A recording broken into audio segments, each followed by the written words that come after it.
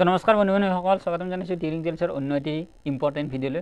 আজিৰ যিটো ভিডিঅ' আছে সেইটো একেবাৰে বিশেষ ভিডিঅ' হ'বলৈ গৈ আছে। আপোনালোকে ভিডিঅ'টো শেষলৈকে চাব, বহুত ইম্পৰ্টেণ্ট এই ভিডিঅ'টোৰ তথ্য আপোনালোকে পাব। সেই ভিডিঅ'টো আহক আমি আৰম্ভ কৰোঁ।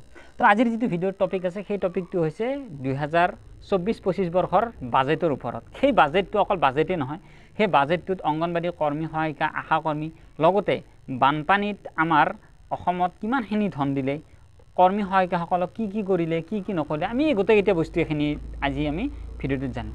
চাওক, এতিয়া বৰ্তমান আমাৰ গোটেই ভাৰতবৰ্ষখনত বিজেপি চৰকাৰ অৰ্থাৎ ভাৰতীয় জনতা পাৰ্টীয়ে চৰকাৰ গঠন কৰি আছে। কেন্দ্ৰতো তেওঁলোকৰ আৰু আমাৰ অসমতো অসম চৰকাৰ বিজেপি চৰকাৰে শাসন কৰি আছে। তেনেস্থলত আজি অংগনবাড়ী কৰ্মী সহায়িকা হওক, আশা কৰ্মী হওক, বিভিন্ন ক্ষেত্ৰত তেওঁলোকে মাত মাতি আহিছে। যদিও এটা তেওঁলোকে আশা কৰিছিল, আশাৰ বতৰা এটা তেওঁলোকে পাইছিল যে 2024-25 বৰ্ষৰ যিটো বিত্তীয় বৰ্ষ আছে তেওঁলোকৰ যিটো মাননি আছে, মাননিৰ পৰিৱৰ্তে তেওঁলোকৰ মজুৰিটো তেওঁলোকক বৃদ্ধি কৰাই দিব বুলি তেওঁলোকে এটা আশা ৰাখি থৈ দিছিল। কিন্তু তেনেকুৱা বাস্তৱত সেইটো নহ'ল।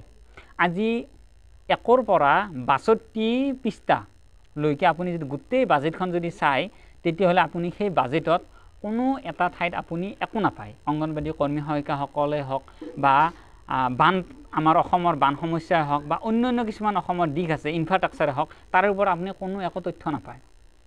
আজি চাওক, বিহাৰক 11,500 কোটি টকা অনুমোদন দিয়া হৈছে। বিহাৰক 11,500 কোটি বানপানীৰ কাৰণে দিয়া হৈছে, কিন্তু অসমে সেনেকুৱা কোনো ধৰণৰ স্পেচিয়েল পেকেজ এটা পোৱা নাই। আজি চন্দ্ৰবাবু নাইডু, আমি জানো অন্ধ্ৰপ্ৰদেশ, তাতে 15,000 কোটি টকা দিয়া হৈছে কেপিটেল, মানে অন্ধ্ৰপ্ৰদেশৰ কেপিটেল নিৰ্মাণ কৰাৰ কাৰণে, কিন্তু অসমক দিয়া নাই। আচ্ছা, অসমৰ পৰা 14খন বা 14টা লোকসভা সমষ্টিৰ ভিতৰত 3টা কংগ্ৰেছৰ বাদে বাকী গোটেইকেইটা বিজেপি পাইছে। কিন্তু তাৰে পাছতো আজি অসমক যিখিনি দিব লগা হৈছিল কিন্তু সেই পোৱা নাই। তাৰে ওপৰত আজি বিভিন্ন ধৰণৰ আজি ৰাজ্যসভাতে হওক বা লোকসভাতে হওক বা বিধানসভাতে হওক মাত দিছে, বিৰোধীয়ে মাত দিছে। যেনেকৈ অসমত অখিল গগৈ, তাৰে পাছত আমাৰ অসমত কোন আছে, আমাৰ দেৱব্ৰত শইকীয়া আছে, আৰু এনেকুৱা বিভিন্ন ধৰণৰ বিৰোধী নেতা কংগ্ৰেছৰ পৰা হওক বা ৰাইজৰ দলৰ হওক বা অন্যান্য ইণ্ডিপেণ্ডেণ্ট যিখিনি মানে নেতা আছে, তেওঁলোকে মাত দিছে যে তেওঁলোকে বিলখনত অসমৰ কথা কি উত্থাপন নহ'ল। আজি বাৰে বাৰে এটা কথা কৈ থকা হৈছে যে অসমত বানপানীৰ সমস্যা দিনক দিনে বৃদ্ধি হৈছে। আপোনালোকে সকলো নিউজত চাওক, কিবা চাওক, সকলো এটাই বস্তুৱে পাব যে বানপানীৰ সমস্যা। তেনেস্থলত আজি কোনো এটা পেকেজ নাই। কিন্তু হিমন্ত বিশ্ব শৰ্মা আপোনালোকৰ টুইটটো চাব, তেওঁলোকৰ পেজত যাই কিনে চাব যে তেওঁ টুইট কৰিছে যে আমি আশা কৰিছোঁ যে আমাক দিব বা আমাক দিব। আমি তেনেকুৱা আশা পালি থ'লেতো নহ'ব। অসমত কিমানখিনি আমি পাব লগা আছে। চাওক, অসমৰ পৰা 14টাৰ ভিতৰত 11টা পাই গৈছে। 11টা তেওঁলোকে মানে কেন্দ্ৰীয় জিকাই কেনে লোকসভাত পঠাইছে। তো তেতিয়াহ'লে চাওক, অসমততো বেছিকৈ দিব লাগিছিল, কিন্তু অসমত দিয়া নাই, দিছে বিহাৰত। কিহৰ কাৰণে এইটো হ'ল? আজি অংগনবাড়ী কৰ্মী সহায়িকাসকলে এটাই কথা কৈছে যে আমাক মাননিৰ পৰিৱৰ্তে মজুৰি দিয়ক, অৱহেলাকালীন সুবিধা দিয়ক, আমাৰ বেতনটো বৃদ্ধি কৰক।